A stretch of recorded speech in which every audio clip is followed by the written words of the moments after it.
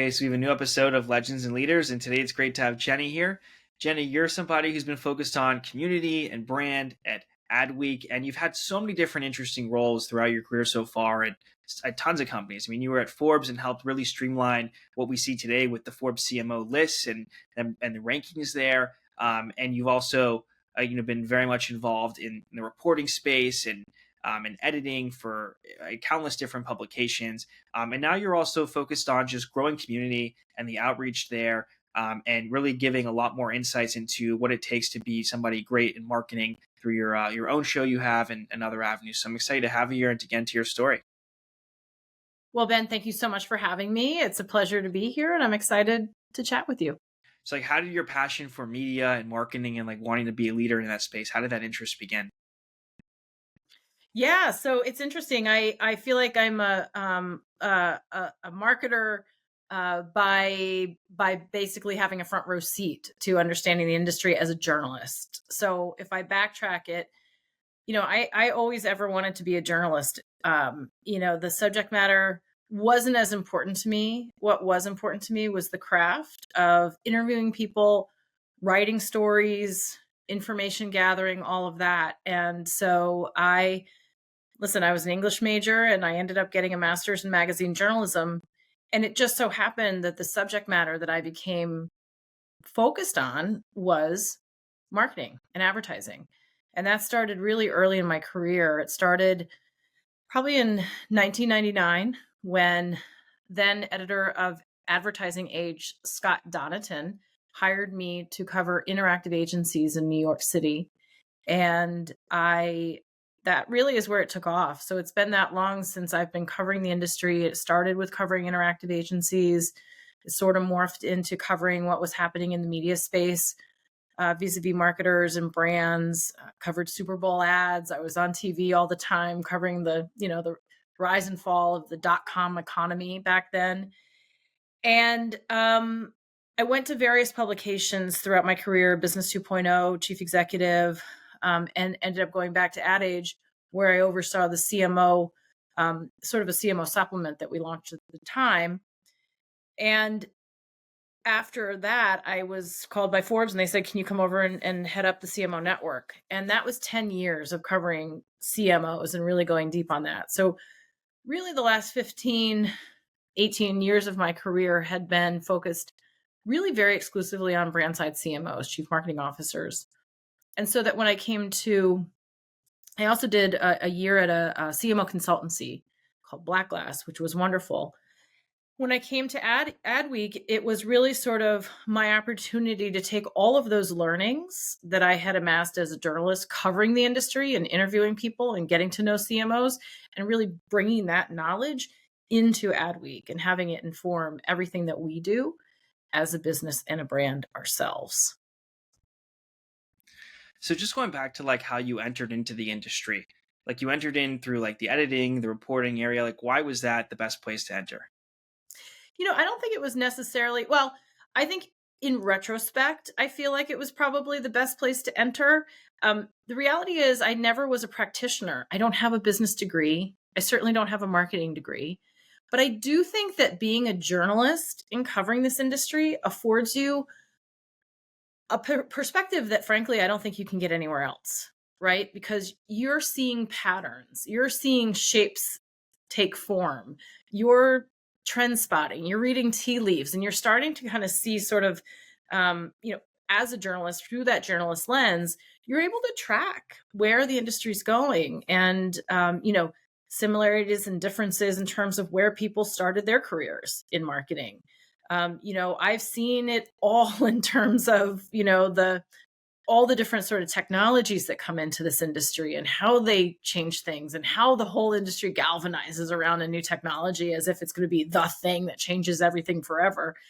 Having, I think, that historical knowledge coupled with that sort of front row seat, as I said, as a journalist, I actually, in retrospect, now that I'm sort of here, I do think it's probably arguably one of the best places to start in terms of understanding and being part of the industry. And so I feel very grateful for having had that opportunity, because I do think it's rare that somebody, frankly, has as their beat advertising, marketing, and media for as long as I have. There obviously have been other journalists in this space, storied journalists with great bylines who have covered the space. It's frankly one of the best business stories in our world. And so, yeah, it's been a great ride, and I feel very fortunate. Mhm. So you were editor in chief of VNU, and that was something that I think was like a major role for you at the time.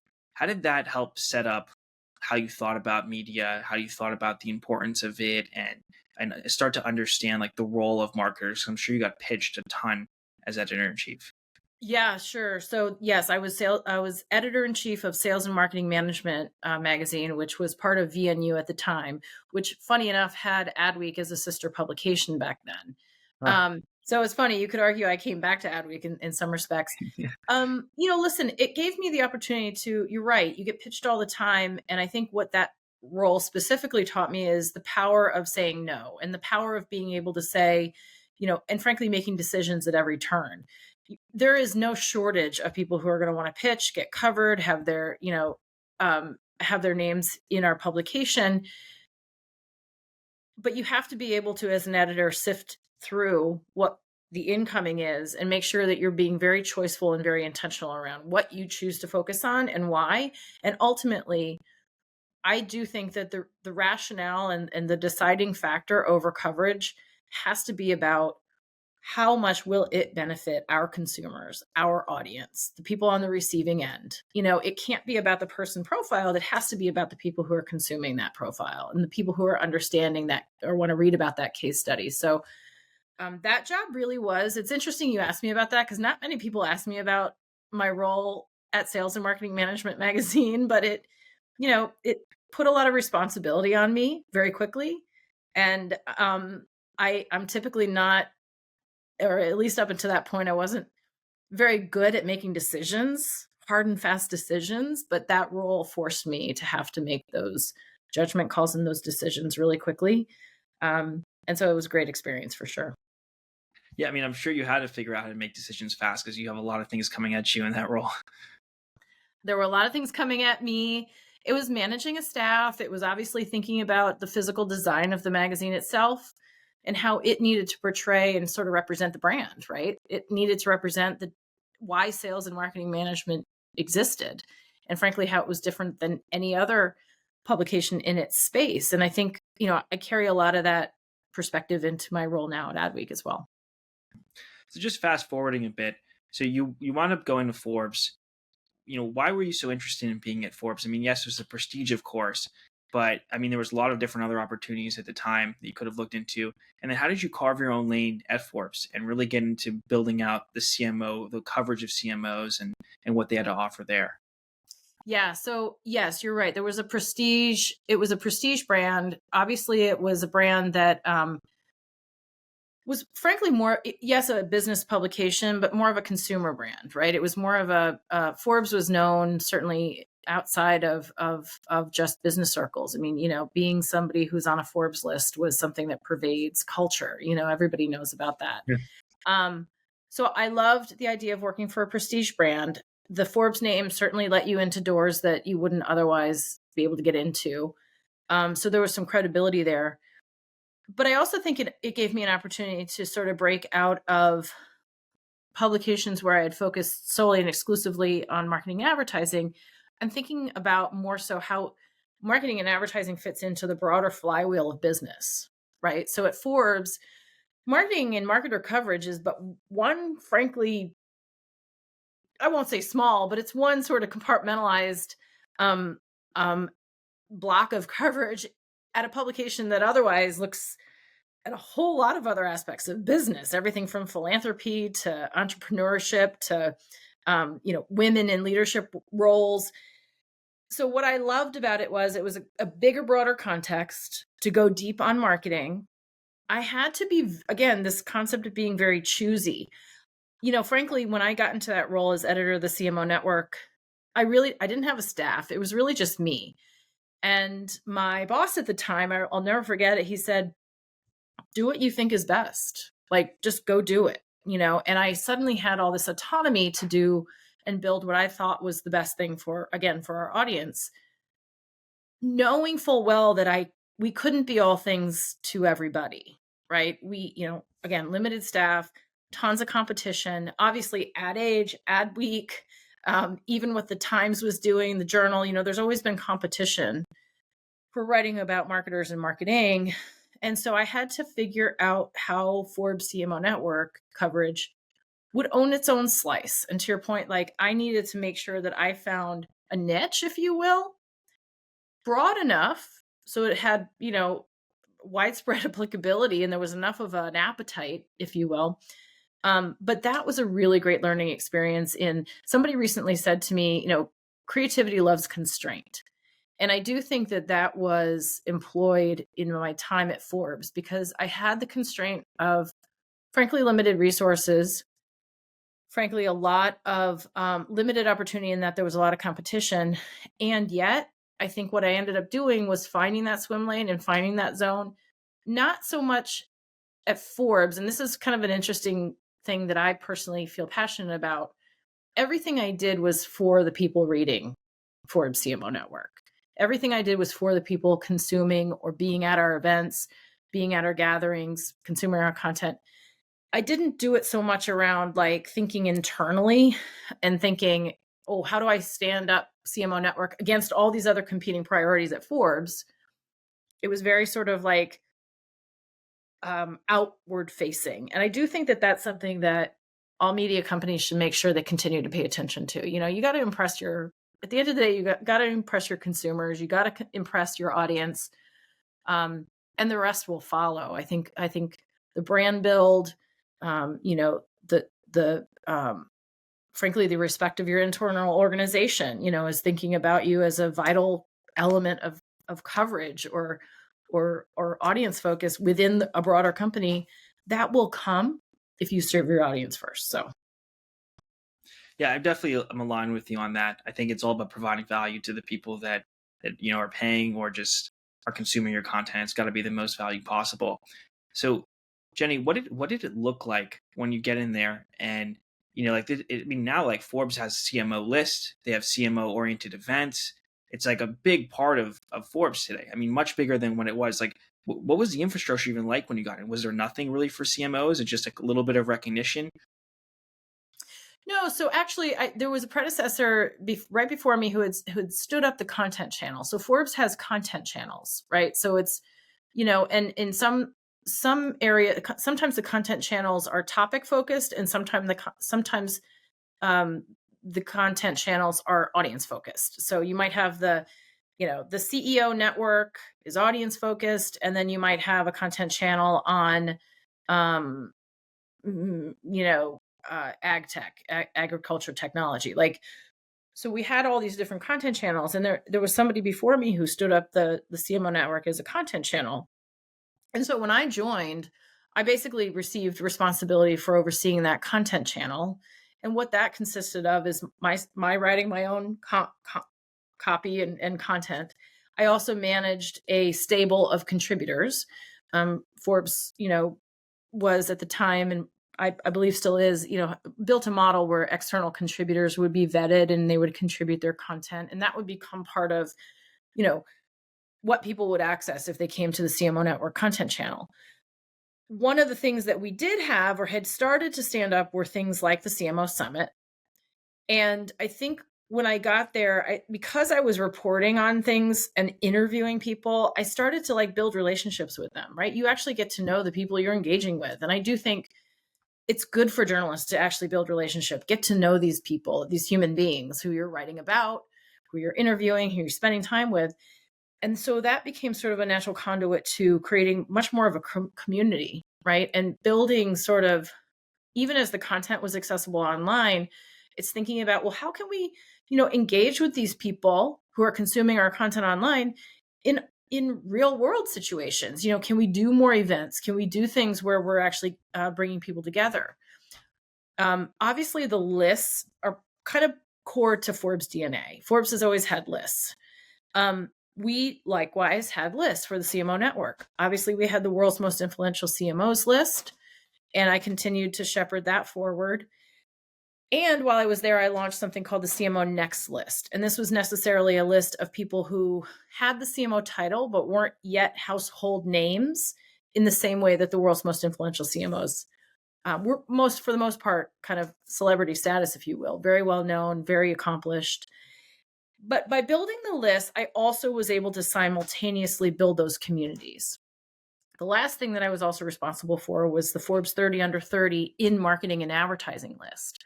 So that was a whole nother community. I do think lists beget community, because the minute you're on a list, you feel a kindred, you feel sort of kindred spirits with the other people on the list. You feel sort of a, just it's sort of, you're part of a group, and you want to actually have opportunities to spend time with those people on the list who are in your group. And so we created sort of events around the lists. We had an event in Cannes celebrating the world's most influential CMOs list. We launched a Forbes CMO Next event where we literally convened the people who are on the list, and we celebrated them and brought everybody together. And likewise with 30 under 30. And it's interesting because I'm still connected to people today who were on some of those lists, and who have stayed close to each other as well over time. And so that's where I think Forbes was a great opportunity for me to see as a journalist at a media company, you can start with content, but you shouldn't end with content, because content flows into community. And that's, I think, really where you can start to build a brand, build stickiness, build engagement, build loyalty, and have these people, this audience, these consumers coming back for more because they're engaging in more than just one touch point. The last thing I'll say is, when I was there, as I said, the Forbes CMO Summit had been something that had just started when I got there a couple years prior. But I think what we were able to build it into was a much more engaging, highly curated environment where people would be in a room with the people they wanted to be in a room with and spend time with. And so we had the Forbes CMO Summit US, and we had launched the Forbes CMO Summit Europe back then as well. So we had those two bookend CMO summits. And listen, I had CMOs say to me, I can only go to 2 events a year, and one of them is the Forbes CMO Summit. So I felt very proud of the work that we had done during that period. And look, there's so many things that ask CMOs to give their time, and you have to do it right, to ask that much of people, because time is almost, in fact, many times is more precious than money. So you have to be careful about that. So it seems like all was going well at Forbes, Jenny. So what made you interested in joining Adweek ultimately, and and taking on a different position there? And it seems like you weren't as focused on the CMO stuff. It was more like experiences and community and brand. It was also a little bit of a change. Sure. So great question. So actually, I had been at Forbes for 10 years. I had loved it. I had accomplished a lot of what I wanted to accomplish, including I launched something called the CXO platform, little x. In launching that, it was sort of starting to look at and regard and actually bring people together, both through content. I did a video interview series, and also through our events, actually bringing CMOs and CIOs, or CMOs and CFOs, or CMOs and CEOs together for conversation. And we created a whole platform called the CXO platform. And it was sort of like 1 + 1 = 3, right? Like, we got our CIO network, or CFO network, or CMO network. Well, let's create a mashup, because it's in that dynamic that people learn new things. So I had launched that, had done a lot at Forbes I was super proud of. It was during COVID, and I think I had gotten to a place where I thought, how could I now take this knowledge and this understanding of this unique subset of business leaders, and perhaps bring that into a new context for value. And I went to Black Glass, which was that consultancy, for a year. And that was an extraordinary experience, because I got to work with people who, frankly, were consultants. They know how to help businesses with their, internal org design. They know how to help people with teams and talent strategy. And so I learned a lot from being in that context for a year. And then Adweek, what happened with Adweek is, I think they were looking to really grow, expand, and evolve into something different. And listen, Adweek had always been a trade magazine historically. I think Adweek has the legacy, history, license, and credibility to do and be more. And I think at the time, there was an opportunity for me, along with others, as part of the executive team, to help the world rethink what Adweek is, and sort of get out of people's headspace that Adweek was just a trade magazine. And I don't mean that disparagingly, because I do think trade magazines exist for a reason. They need to be able to be the conduit for telling stories, right? Like, we need trade magazines because people want to tell their stories. But I think also we can be more than that. I think we can be a resource. I think we can be somebody who provides business intelligence, who provides events that actually help you yield new business. We can actually be a resource because of where we sit. And sort of back to that thing I was telling you about, how a journalist can regard all the component parts in one. It's a unique experience. You can connect dots, you can see patterns. That's what Adweek does. And so, we have like a dedicated newsroom, a dedicated editorial team.